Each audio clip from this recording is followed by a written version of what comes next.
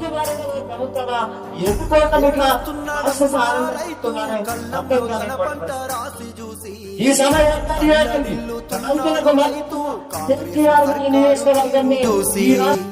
అగ్గి పెట్టుకుంటుండు రైతు పండించిన తన పంటకు నేడు ఆదుకునే దిక్కే లేక అల్లాడిపోతుండు అన్నదాత చూడు. శరణంటూ వేడుతున్నాడే చేతులెత్తి ఒకే ఒక కారణం, ఈ కుటుంబ ప్రభుత్వాన్ని, ఈ కలికిమారిన ప్రభుత్వాన్ని కళ్ళు తెప్పించి ప్రభుత్వాన్ని ఆదుకోవాలి.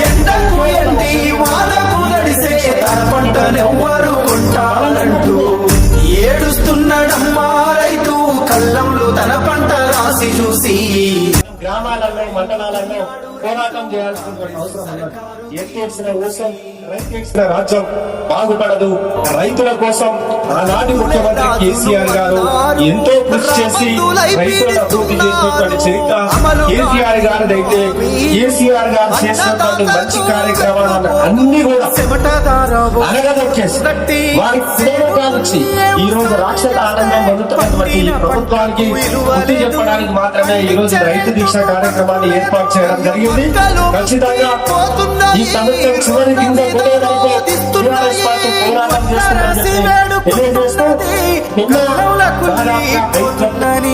కాంగ్రెస్ చేసిన మోసానికి ఏడుస్తున్నాడమ్మా